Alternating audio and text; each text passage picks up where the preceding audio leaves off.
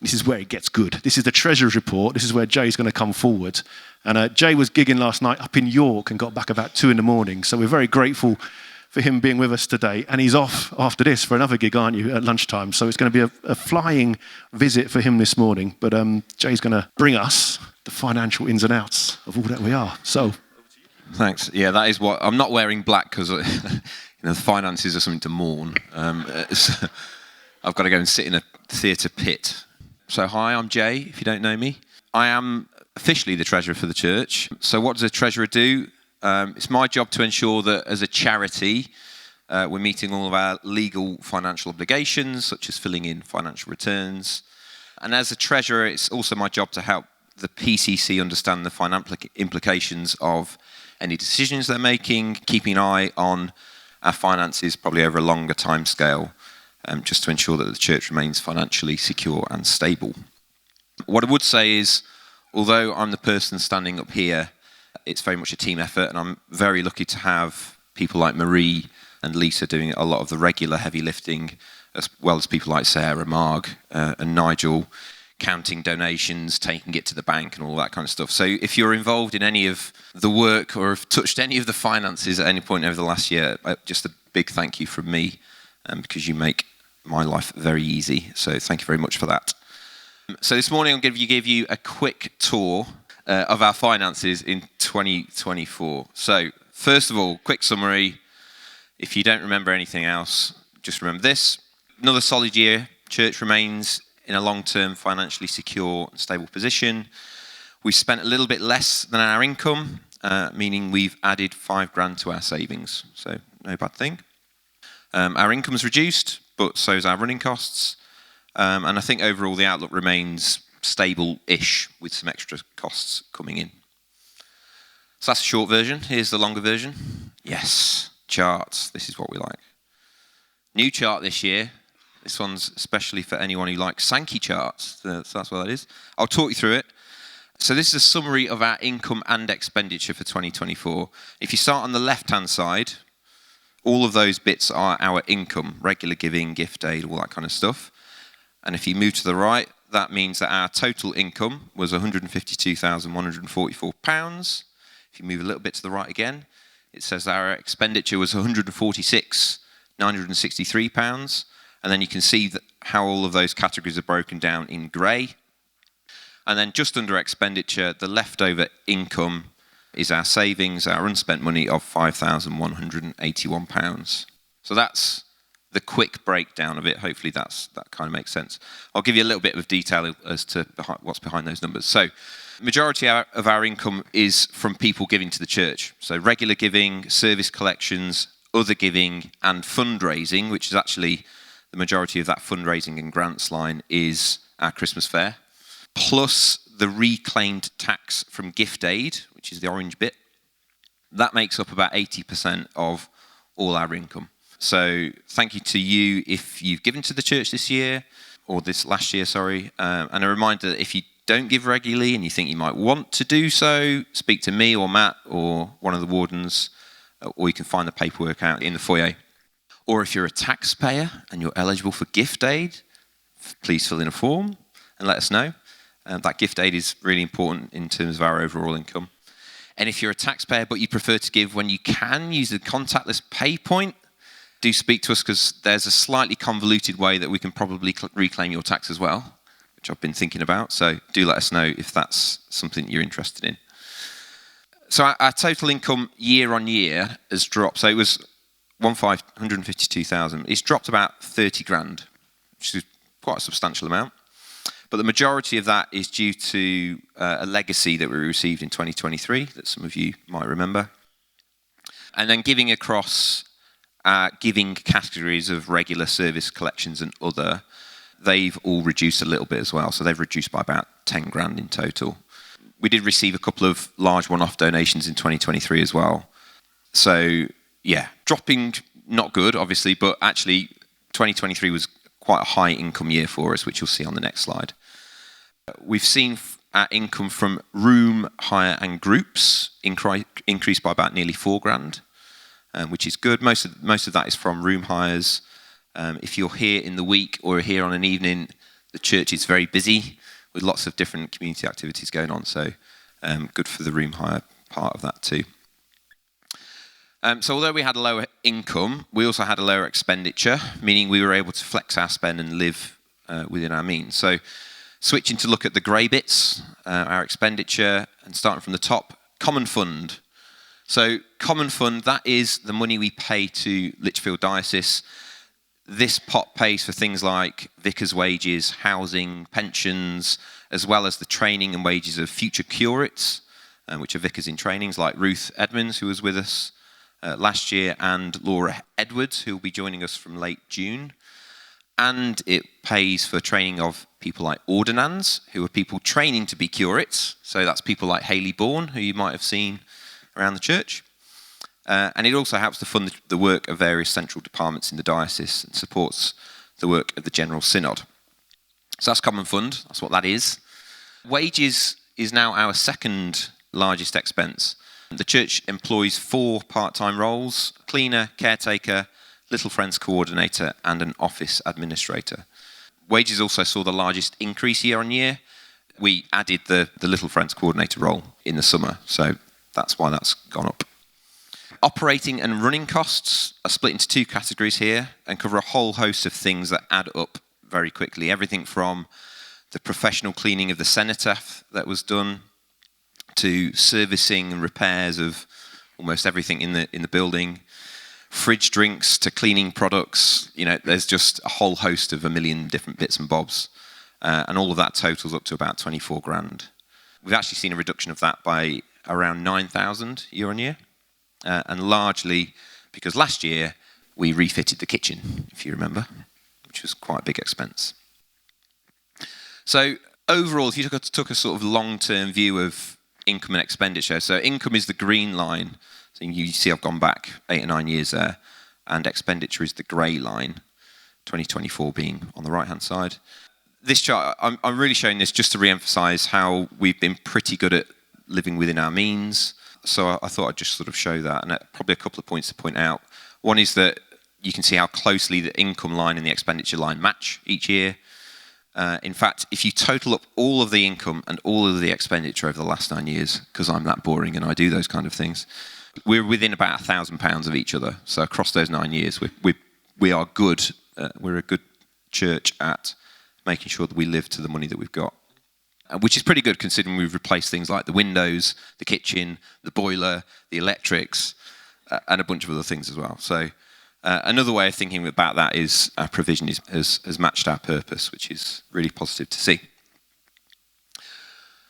One of the other things you might have spotted on the income and expenditure chart is tithe and giving. So as a church, St. John's donates 10% of our previous year's income, and this is mainly through regular charitable giving, ensuring charities can plan their income accordingly. And as a PCC, we have always tried to give to charities working locally, nationally, and internationally. And these are the organisations that we gave to in 2024. So starting from the left, they're sort of the most local, and then sort of go to county, national, and international as you go further to the right. So just a quick view of who they are. So starting locally, you probably know these groups, but Burnt Would Be a Friend, Play in the Parks and Food Bank, and then maybe to organisations that you might be a little bit less familiar with that operate in Staffordshire. We've got Pathway Project, who are a domestic and sexual abuse service supporting anyone in need based in Lichfield and Tamworth. Period Power, who partner with organisations who support vulnerable people across Staffordshire and the West Midlands, providing period products. And the Youth Net, which is a Christian-based children and youth charity working in and out of schools and organisations in and around Stafford. And then nationally, we supported Acts 435, which is a charitable donations website that puts people who want to help in touch with people who are in need through a network of churches and local charities. And UCB Radio. The last one is Light for Children, which is at an international level. That is a charity supporting young people and families in need in Romania. It's a charity that's deep roots at St. John's, and we've supported that charity since its inception. So I've talked about income and expenditure and the organisations we've been able to support. So the last thing to do really is to look at what do our overall accounts look like. And they look a bit like this. So short version of this is we're £5,000 better off. That's the bit in the bottom right-hand corner, 5181, that I mentioned earlier. And then you can see above that, we have fixed assets, net current assets, total assets. So fixed assets, that's normally where you'd put your buildings and contents. We don't own this building. It's owned by Lichfield Diocese, so we don't have a big sort of amount of money that's in this building that we sort of own. What we do have is some assets like chairs and sound equipment and some stuff over here that's worth about £4,908. That's that top bit in fixed assets that if we needed to, we could sell it all and sit on the floor. But we'd be £5,000 better off. So that's what we could do if times get really hard. In our net current assets, so this is £152,000. This is money in the bank, in theory. So about £93,000 of that is what's called restricted funds, meaning we can't just spend it on anything we want. It's generally for large capital projects, such as replacing the windows and stuff like that. That's in two pots. It's mostly from when we sold a church that we did own over there somewhere. Right. Other people would be better to talk to you about that than me. So yeah, that is our main pot of money. And overall, when you add all of that together, our total assets are 157. So all in all, financially strong and stable. We've been financially strong and stable and been lucky to be like that for a number of years now. And that means that the PCC are able to think for the future and invest in things like an extra paid employee, which obviously we did this year, or building upgrades or whatever else might come to the conversation at the PCC.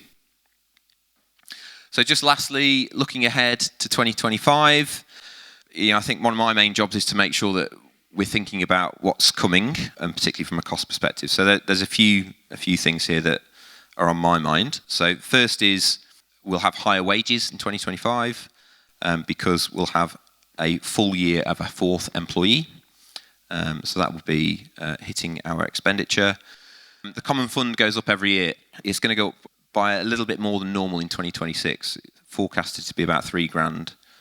It's normally about half that. So that's on my mind as well. There's some energy options that we've been discussing at PCC, potential for things like solar panels, which would be obviously a big capital expense. And then also repairs to fascias and soffits, which is on the list of things to do and could be quite costly because there's quite a lot of fascias and soffits to this building. So there's a few things that are on the list that may come to pass over the next 12 to 18 months. But overall, pretty solid. That's it.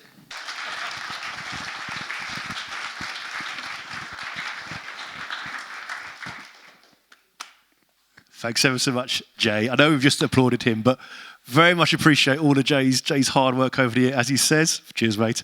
He's ably assisted by Lisa in putting the annual accounts together. And Marie, where are you, Marie? Yeah, day by day, week by week. Marie is the one who oversees our finances on a daily basis, aren't you? Doing all the ins and outs, banking and so on. I know Sarah helps with banking as well.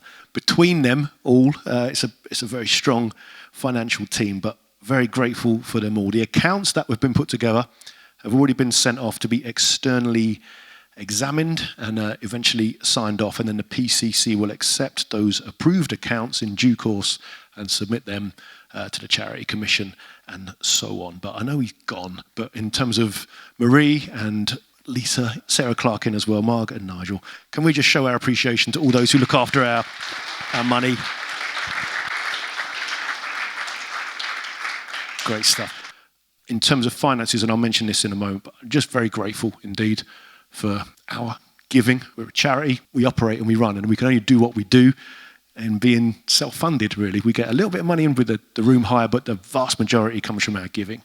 So many thanks indeed for all of your generosity over the past year and currently and more, because without that, we can't operate. So very grateful to God for giving us the ability to give, and very grateful to you and to each of us for the way in which we support, hopefully, God's ministry and mission in this place. All right. So item 4 on the agenda is the Vicar's report. Sounds a bit grand. It's really a few words from me in which I'm going to try and share where I think probably we're at after the year we've had, and just briefly consider what might be in store for us in the year to come.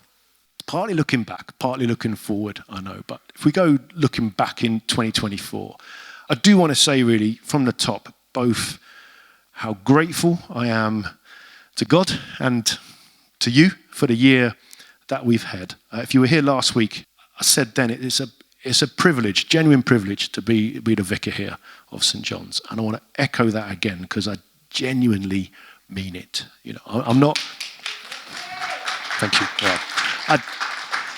As you may gather from my accent and so I'm not originally from round these parts, but Burntwood, and in particular this church community, it has become my adopted home, our home as a family. And we love it here. We love being part of this church. We love doing life with you. And we are very grateful as a family. I'm very grateful for the opportunity that we have to continue to be here. That's something I try not to take for granted. And on the rare occasions when I slip into that, and I do, it doesn't take much to remind me of how special this place is, this community is, and most of all, how special you are as a church, as my church, as our church. For example, if I think perhaps of some of the more memorable things for me that stick in my mind over this past year, they would include, for example, the way in which we said goodbye to our curate Ruth and James and Amara there. We had that coach trip, Jolly Boys outing down to Cheltenham to see her into a new job as vicar there down in Cheltenham. And that was a good day, good positive day of sort of sending Ruth off without our blessing. Not so good that I had to dress up and look like a vicar for a change, but every silver lining has its cloud. But that was a good day all round. It's other days like the Play in the Parks day. I love those in the summer, great community days of togetherness, and we're able to do a barbecue and children's crafts and drop-in and so on. Things like the evening of songs we had, the fundraiser that were Mark and John and family put together. That was a really good night. And then there's days more recently, perhaps like the Hong Kong style afternoon tea we had, and that was a very special, at times quite moving day to be a part of as well. That's the kind of some of the sort of the events, I suppose, that stick in my mind. But I think most of all, for me, it's the far more everyday and far less public, but I want to say far more numerous kind of conversations and the daily life stuff that I have with people who have wanted to share with me the ways in which their faith has grown or their understanding of Jesus' love for them has blossomed and developed over the past year.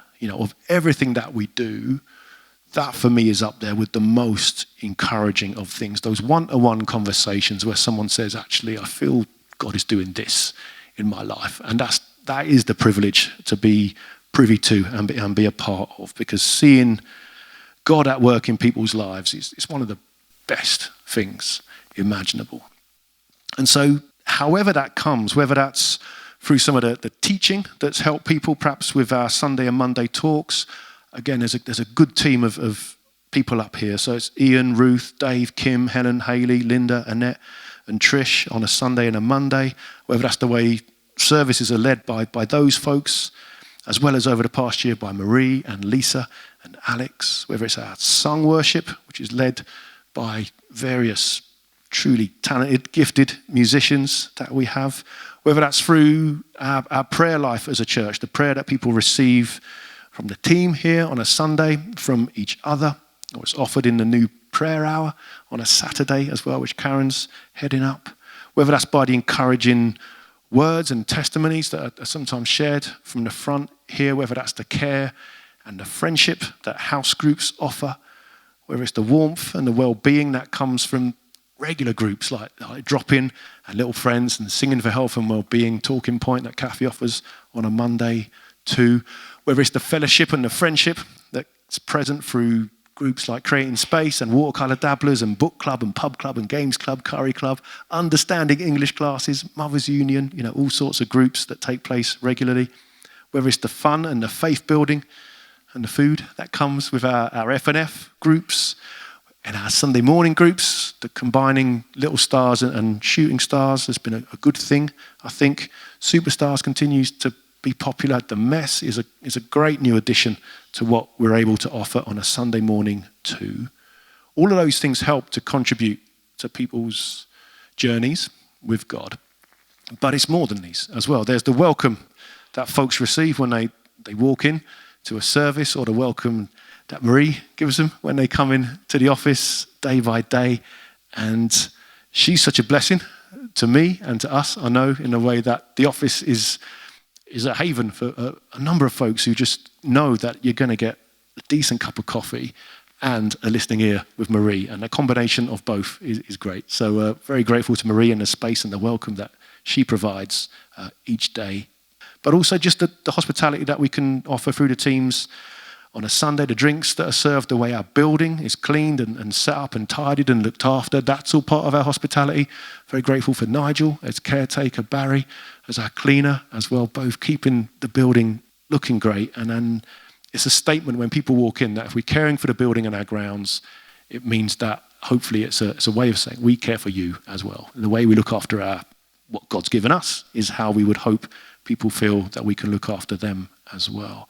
There's the way in which families are cared for and looked after through weddings and the baptisms that take place, the funerals here too, and Marg is a big part of that funeral ministry that goes on as well. There's the way the PCC, for a committee, it's a good one. They lovingly work out each meeting how to be church under God. And there's the financial and the practical support that we can give to other charities for the good work that they do as well.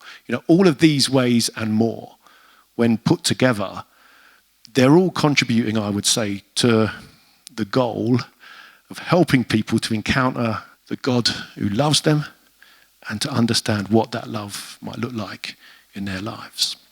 However we serve, whatever we offer, from a smile to a sermon, from papercraft to pastoral care and all things in between, I'd suggest there's no distinction between something being spiritual and something being practical, because everything as a church comes under this theme of sort of holistic hospitality, we might say encompassing encouragement, the lived out love, the day-to-day practical / spiritual lived out love of Jesus. That's our hope and our prayer. And so within that, as I said, I'm very grateful indeed to everyone who gives and serves in whatever way, because that giving and that service ensures that our church life is always greater than the sum of its parts. Indeed, that's where, at its best, at our best, I think we do catch a glimpse of truly what it means to be the body of Christ in this place, in this community. And God, in his goodness, I would suggest, blesses us most abundantly when we're genuinely seeking to first be a blessing to others. And I see that happening all the time. If you were here in years gone by, particularly as we came back after lockdown, you might recall a few years ago that we did these 90 ways to serve questionnaires, in which a load of us filled in a form highlighting which ways of serving we might be willing to get involved with as we came back as a church after lockdown. And some people have said to me, what happened to these forms? What went on with these? Well, it's happened. Church life has happened because, I don't know, Dave, how many people are now DBS checked for us involved? Yeah, it's about 80 of us are DBS checked, which shows the amount of people who are involved in serving and ministering in different areas that require DBS checked. But on the whole, this has worked. Pretty much all of us, I think, are involved in one way or another in serving. Indeed, the vast majority of us in small or large ways. Yes, we've got some ways and some perhaps fresh opportunities or needs that we might want to meet. So, for example, more folks helping with Sunday refreshments would be great. I know Superstars could do with a few more leaders and helpers. Perhaps more musicians would be nice as well, to be an addition to who we already have. And maybe, I wonder if given the new folks who've been joining us over recent months, it may be time to revisit something like this, to just refresh and offer ways for people to get involved with various aspects of church life, should they wish.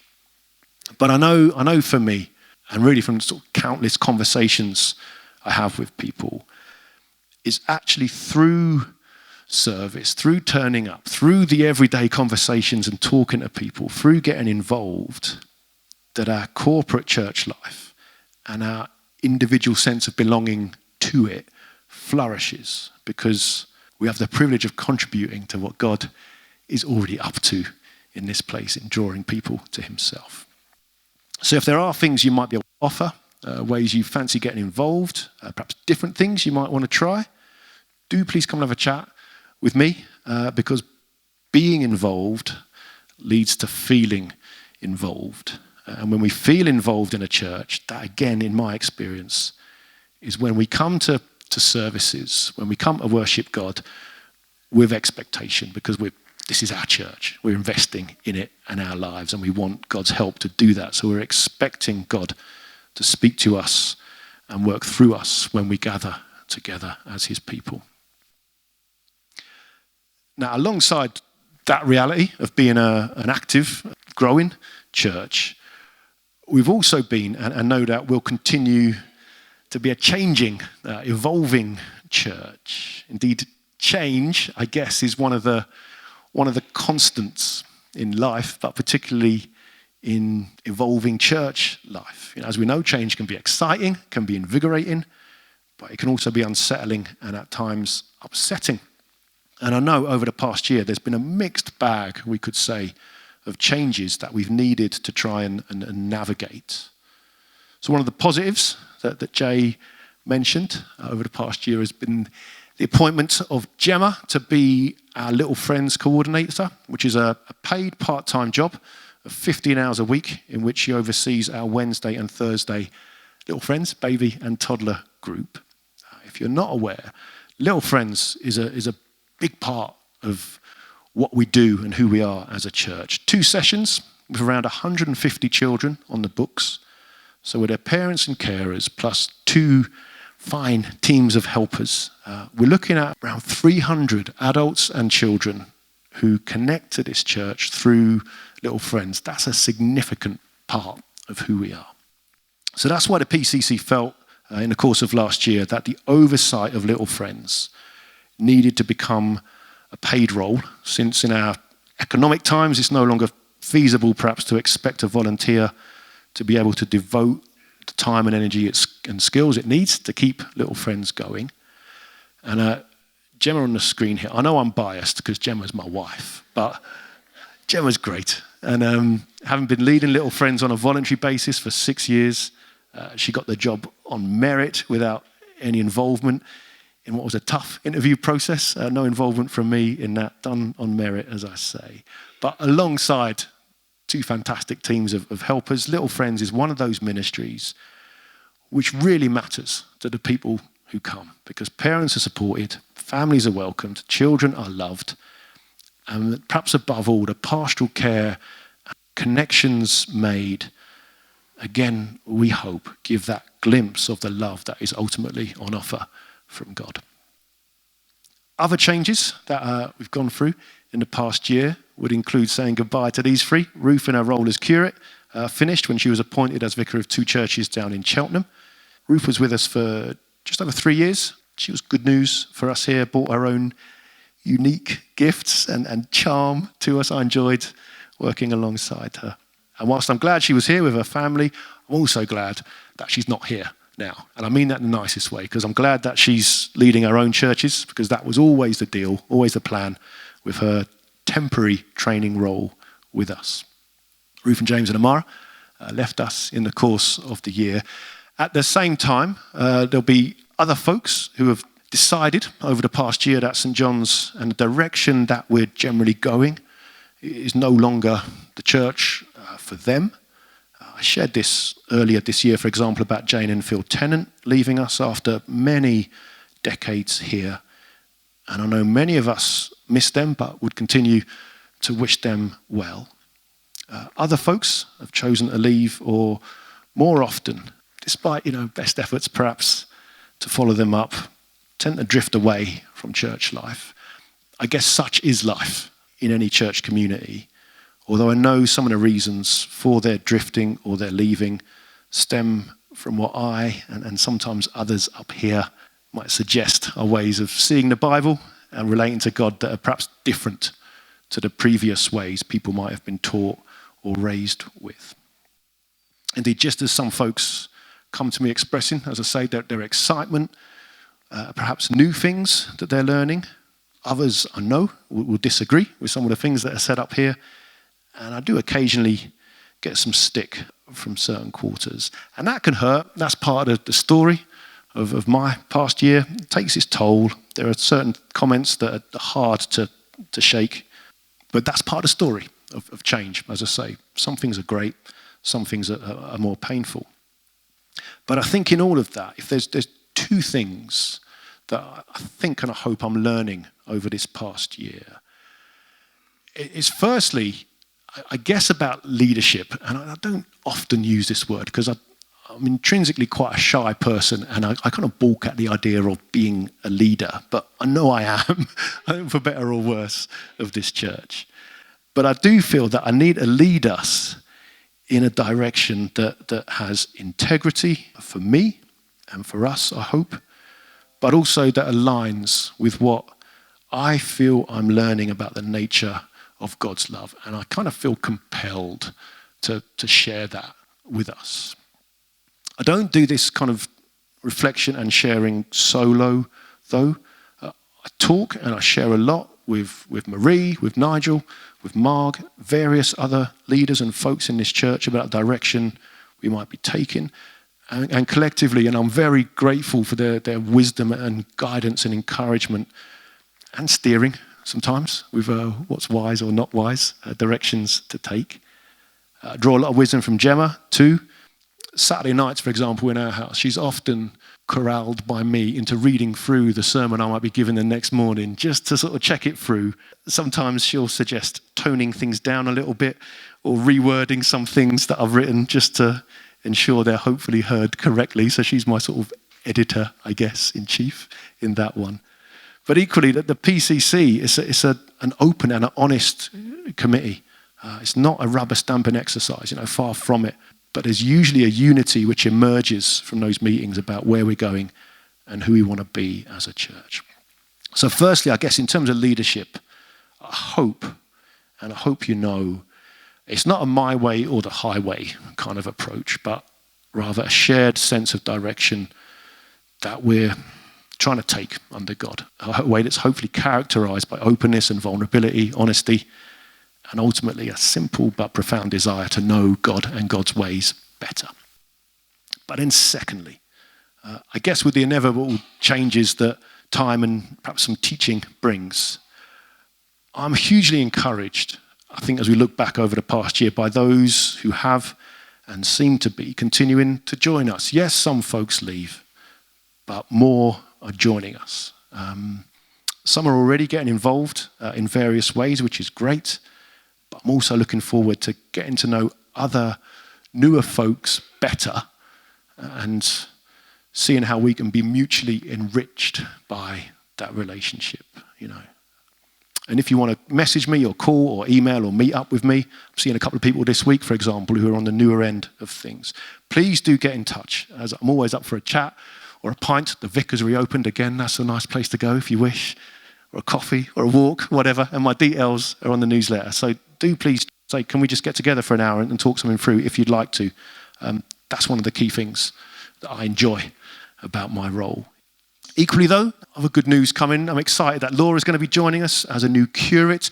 I think you'll like her, and she's coming as our new curate for 3 or 4 years, along with her 2 daughters, Saran and Claudia. She's coming in a couple of months. She brings a lot of life experience and learning with her. But I hope as well she'll be learning from all of us as well as she continues her journey of training to be a vicar long term as well. I guess in all of this, and I won't go on much longer, I guess in all of this, what I'm trying to say is that overall, despite the fact, or even because of the fact that change is a constant, I think we're in pretty good shape as a church, good heart. Ultimately, that's down to God. But it's also down to you. So thank you for making St. John's what it is. That's not to be complacent or unaware of ways God might be calling us to go deeper in our faith or our discipleship. And if you know me at all, that desire for depth and understanding and growth is a pretty constant kind of daily driver for me, and I hope for us as a church. But given the change, given the uncertainty of our times, given the complexity, being people of faith in a society such as ours, I think my sense, if I can offer anything, is that God is calling us in the year ahead to be confident in him, to be steadfast in him, to be rooted and anchored in him, and to trust that God's got us, God is leading us, that there's a gentleness to God's guidance of us in changing times. Yes, I suspect we'll continue to expand and explore the ways in which perhaps some of our inherited understandings might need to be unpicked, but we'll also, I suspect, be on a journey of rediscovering the worth of perhaps ancient or past ways of seeing God that remain relevant and fruitful for our faith today. Underpinning it all, my sense, I think, is that we probably would do well to have a renewed focus on prayer. As a church, we pray, but more prayer is always good. And so with Pentecost on the horizon, we're going to soon be starting a Sunday series on prayer, exploring the ways we might hear from, relate to, and move in the loving power of God in our lives. I think in all of this, my intention is for us to be as open as possible to the direction in which the Spirit of God might be taking us.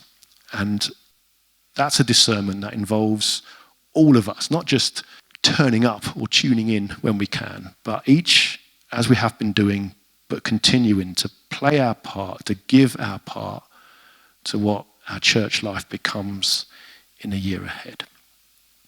So once again, thank you. Thank you for allowing me to be part of this church. Thank you for your love, your encouragement, your support. Thank you for the ways in which your loving service is teaching me about the nature and the character of God. And above all, thanks to God for his faithful, loving kindness to us. All of which means we have time, if you wish, for questions. Don will kick us off. Thank you. Which would you say is true of St. John's? That it's a corporate organisation or a democratic organisation? Don asks, what would I say is true of St. John's? Is it a corporate organisation or a democratic organisation? Probably both, largely. I think corporate is the nature of church. Obviously, we are the body of Christ, so we can't be individual. You can't do church on your own, doesn't exist. We're a corporate entity under God. In terms of democratic, it's tricky trying to align democracy, which is the sort of shared, majority rule kind of thing, with discerning what God might sometimes want us to do in ways that might not be popular. So we're not a populist. I'm not a populist leader. I don't go for low-hanging fruit. Say, we do things that are controversial sometimes, that would be easier if we didn't. But the PCC is very much a democracy, and they are the governance of the church. So I think it is both. I'm glad that we've got a PCC that is democratic, and if I don't agree with it, the PCC can overrule me, no problem. They can vote in ways that I wouldn't agree with. And that's happened before, happened with previous vicars, I know, and that's always the option with the PCC. But I hope in the conversations and the shared kind of approach that we take to being honest about where we're at, the corporate drives it, if that makes sense. We don't need to have the kind of conflicts without having first had the prayerful conversations that might lead to unity within that. Is that all right? Okay. You never know what you're going to get as a question, you see. Other questions? Anyone else want to say something? Barbara. Get my steps in. Marathon day. Yeah. Are you posted here? Will you be told you've got to leave us? I'm thinking the service, or will you and the family stay forever and a day? Am I posted here? So, as far as I understand it, like the Catholic Church, if you're a priest in the Catholic Church, you're posted, and then you can be moved on at very short notice to a different parish. Church of England is different in that it's a competitive process where you're appointed by interview, and I basically can be here as long as you want me to be here. You can complain to the bishop if you wish, and sort of then we'll have a conversation with the bishop who would say, actually, Matt, it's probably time you moved on. I think people are sort of, had enough of you by then. It's also partly my decision, our decision as a family, how long we might think is right to be here, but it's open-ended on both sides. If you're happy me being here, and I'm happy being here, and we as a family happy being here, it can go on for, years and years and years. Been here 10 years as vicar this summer, a decade, and I was curate here before that, so another 4 years, so 14 years, which is quite a long time in some ways. The average, I think, of vicars staying in post is about 8 years, so I'm past that. But for me personally, I don't feel the merit in simply moving church for moving church sake. I feel if vicars run out of ideas, that's their problem, not the church's. It's up to the vicar to get some freshness in them, to come up with new things. And while I've got ideas and while I've got, I'll use this word loosely, a vision perhaps for where I feel God might be calling us to be, I'm happy to stay here. But most importantly, I love being here. This is my church as much as it is ours. So, yeah. Who knows? God knows best. God will nudge me and nudge you, I'm sure, when the time comes for change. But that's not in the near future at all on my understanding or agenda. So, yeah, Nigel. Lots of words from Matt, but they are all genuine. Me and Mark working for Matt and Marie, he's a very, very genuine person. And I don't know if you noticed, but he seamlessly moved on to the questions so that we couldn't say thank you to Matt. So I know he doesn't like it, but for today, just thank you for your encouragement to us and for your just genuine person that you are. And it's been a tough year, and I think to try and please 204 people that are on the electoral roll all the time is a difficult job, but you do it very, very well. So just want to say thank you, Matt. Thank you. Thank you.